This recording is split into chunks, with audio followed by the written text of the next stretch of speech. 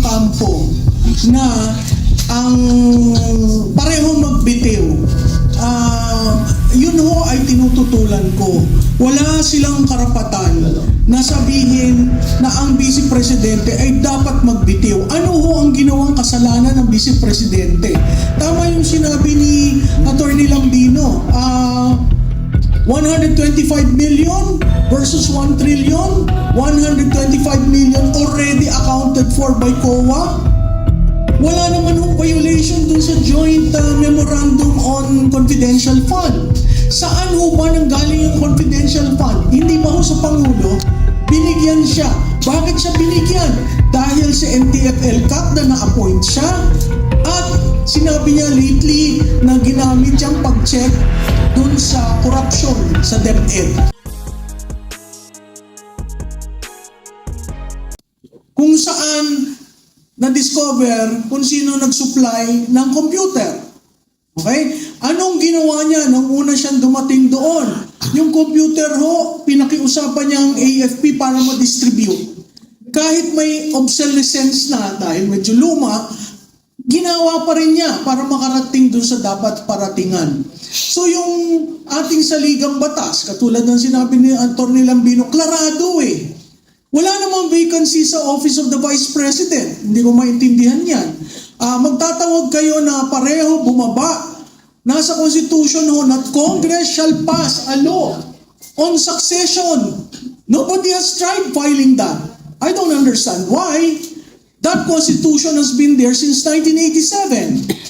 Okay? So, kung gusto nyo, and I'm addressing this to the pink and the yellow. Gusto nyo paltan? Hindi ba Constitution ninyo yan? Constitution ng dilaw yan. In total reaction to the Marcos years. Ngayong nagkakaroon ng labuan ngayon, gusto nyo mag-extra constitutional? Kawawa na ho ang bansa natin. Ang ekonomiya ho natin ay bagsak. Hindi ho masaya itong darating na Pasko. Paulit-ulit kong sinasabi, pag pumunta kayo sa malls, wala akong namimili. Wala akong Christmas rush. Abay, tayo'y malapit na sa katapusan ng November. Hindi ho ba ang behavior ng consumer sa Pilipinas pagdating ng ganitong mga panahon ay talagang kabi-kabila na ang sale, kabi-kabila na ang tiyanggi. Wala ho yan. Hinahawakan ni Juan de la Cruz ang pera niya para sigurado na may pera siya sa susunod na quarter o sa susunod na taon. Ganun ho kahirap ang buhay. Kaya hindi ko maintindihan itong mga kaibigan natin sa kabilang kampo na sinasabi na dapat silang dalawa. Hindi ko rin ho maintindihan na kung bakit ang mga kaliwa ay nasa mesa pa na makikipag-bargain. Para ang panahon na yon ay tapos na. Diba? Respetuhin ho natin yung proseso. At respetuhin natin yung saligang batas na yung mga dilawan ang gumawa. Maganda ba yung saligang batas? Hindi ho. Nakikita natin yung problema. Pero makuha natin pagbabago, napakahirap pong baguhin. Bakit? Kasi parati nila sinasabi, ayaw namin mabago yan. Eh, paano ho tayo uunlad?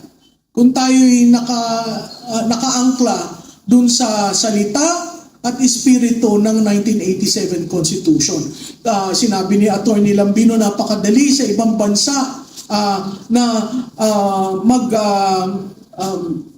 dissolve yung parliament. No? May kultura rin sila na may hiya. Ito sinabi, delikadesa kaya nag-resign. Tapos turns out, hindi pala nag-resign. Di ba? Yun ang hindi ko naintindihan eh. Bakit parati yung binubola ang Pilipino? Bakit tuwi kayo mag-a-address sa Pilipino? Populahin nyo. Hindi ba utang ninyo sa Pilipino kaya kayo nandyan sa posisyon nyo? Not unless, katulad na nakita natin, pag nagamit na, bahala na kayo, isa sa tabi. And this administration has been doing that.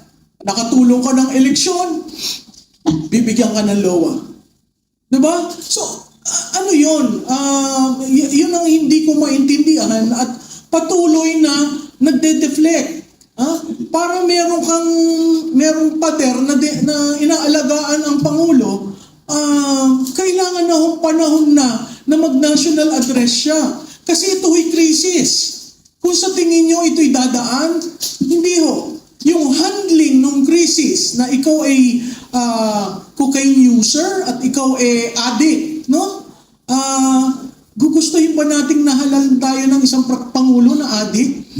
Kaya ho, babalikan ko yung sinabi ni Dr. Mata, paiba-iba ang desisyon. EDCA, supposedly for disaster, may tumulong ho ba? China, na kaibigan natin, umayaw sa China. Kasama mo, linigawan ninyo para sa unity, in-impeach. Diba? So yung desisyon niya, paiba-iba. Yun ay signos na, kaya nga sabi ko, gumawa kayo ng listahan. Kung kailan pa bago-bago. At makikita nyo yung epektong sinasabi ni Dr. Mata. Yung decision making is impaired. Imaginein mo yan kung may nuclear device, no? Sa Amerika, ang presidente may dala-dala. Biglang sabihin, sige, pindutin mo. Ay, di nagkaroon ng gera. Yun yung danger doon eh. Hindi brown leather bag, yung sa pagkang Amerika. Oo, yung brown leather, iba yata ang laman, no? So ako'y nakikiusap. Di ba? Panahon na ho magsalita kayo. At kung ayaw nyo magsalita, dahil nahihirapan kayo magsalita, sir, di ba, gusto rin nyo yung pagsasalita, no? Nahihirapan magsalita, ay magpa-hair follicle test. Yun ang pinakamadali. It ends. Ngayon, kung maging positive yun, you will have to make the ultimate sacrifice for this country to step down. Hindi ho ako nananawagan ng resignation, hindi ko ho never kung sinabi mag-step down. Pero, kaya hindi ako umakyat ng entablado nung nag-rally. Sabi ko, kayo na lang yan. Kasi hindi pa ako sigurado, kasi may mandato. Pero nung narinig ko si Senador, at alam kong agonizing yung decision na yan. Kasi nung 2025 na eleksyon, pinag-usapan na namin yan eh. Paano ko ba sasabihin? Abay kakoy, ikaw yan. Diba? Napakahirap mong isipin at sumunod sa isang leader na may problema na ayaw niyang i-admit na may problema siya. At to those who allow him, extra leeway, hindi ho nyo mahal ang Pilipinas. Ang mahal nyo lang, yung notion na maging presidente uli ang isang Marcos. Yun ang nakakalungkot kasi karamihan sa amin dito, akala natin redemption. At talagang magsisilbi sa Pilipinas. Ay day one pa lang mo, hindi na eh. Diba? So yun yung nakakalungkot kasi may mandato siya. Pero yung mandatong yun, tao rin ang mag-aalis. Tao rin ang mag-aalis kasi karapatan ho yun ng taong bayan. No? Kaya kay Secretary John Vic Remulla, ikaw na may kaibigan ko, hindi naman ito inciting to sedition dahil hindi naman ako nagsabi na ibagsak, no? Pero there comes a time, yung mga politiko, there comes a time when you really have to think about country. And when you really have to step up on the plate and say, pasensya na kayo, nagamit ko ang pondo na hindi tama. Wala naman tayo naririnig na politiko na gaganyan. Wala nang boses si Congressman taga-Caloocan. Erice. Diba yung passion talagang... Pero wala. May tumayo ba para sabihin na humihingi ako ng paumanhin sa aking mga constituent? Wala. Maganda pa nga yung sinabi ni Atty. Lambino, naghaharakiri, humihingi ng apology, South Korea, Japan. Dito sa atin, wala eh. Pakapalan ng mukha eh. So, parte yun ng kailangan nating i-correct. Dahil sa dadating na 2028, abay dapat iba ang uri ng pinuno na ating ihahalal. Yan yung sa demand side. Problema mo sa supply side, ang COMELEC at ang ating sistema. Marami hong aayusin. Kaya ang taong bayan, parati na lang, drama lang yan, wala naman nangyayari. Makakalimutan rin yan. Ako, humihingi ng tulong sa inyo, lalo na yung sa vloggers at sa media. Magtanong kayo, hindi yung porket dineflect kayo ni BFF ko, hindi nyo natatanungin. Pero saan ka naman nakakita? Tinanong dun sa yung incapacity probation, biglang ang sinagot, ay dapat yung dating administrasyon questionin sa corruption. Di ba? Paano ka nakatulong dun sa usapan publicly? Nasa saligang batas natin, there are 4 grounds. If there is a vacancy, at saka napakahirap ng incapacity. Kasi dadaan sa Kongreso. Exactly. Yung disability rin, mahirap, may requirement di ba? Yeah, binanggit ko yan nung last Saturday, di ba? Sabi ko sa inyo, take a look at the provision of Article 7, Section 11 at Section 12 ng ating saligang batas. Andoon yung, sabi ko, tagal ko nang tinuturo yan for 20 years, tinuturo ko yung saligang batas na yan. Sabi ko, itong provision na ito, in Section 11, Article 7, in regards to the inability of the President to govern. Imagine that. Majority of the members of the cabinet. No. Well, the President can declare himself or herself temporarily incapacitated. Pwede niyang gawin yun. Susulat siya sa Senate President at saka sa Speaker of the House, declaring himself as incapacitated.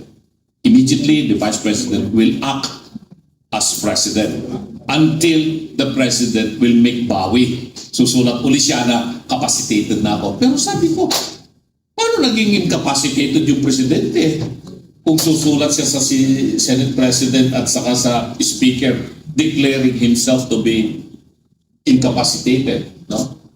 One. The second is majority members of the cabinet can declare the President to be incapacitated.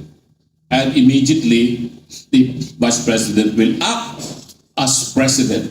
But the President can contest that. Susulat din siya. Sabihin niya, no, I am not incapacitated. So nagkaroon ngayon ng away ng dalawang issue. Then it will be resolved by the Congress of the Philippines. The House and the Senate will make a decision immediately within 12 days. They have to convene and decide, talaga bang incapacitated yung Presidente? And if they decide that the President is incapacitated, then the Vice President becomes the President. Then you go to Section 12. Doon naman sa provision ng Section 12 na yan. Kung ang issue ay patungkol sa health ng President, and that is a public interest, nakalagay po doon. When the health of the President is already something that is questionable, and I think itong revelation ni Senator Amy Marcos na ito, this involves a health issue of national significance that Congress must take a look at. No?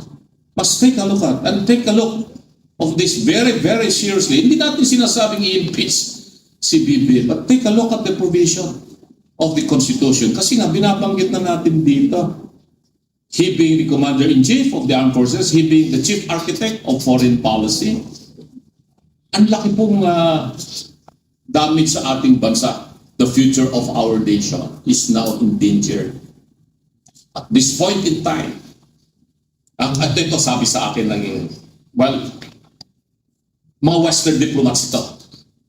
Western diplomats. Uusap sila. Sabi nila, will the presidents is still able to, recover from this setback after this revelation by Senator Amy Marcos? Tanong nila yan. Alam mo, sumagot yung isa na Western diplomat. I don't think so. He cannot even complete a sentence. Shocking, di ba? Ganun na yung tingin sa atin. Kasi nga naman, napapansin natin pag nagsasalita siya sa media, di ba? Hindi mo mawari. Hindi mo malaman kung ano yung sagot niya sa mga tanong na sinasabi, di ba? So yun lamang po. Ayan, before tayo sa next question, magpapasko na.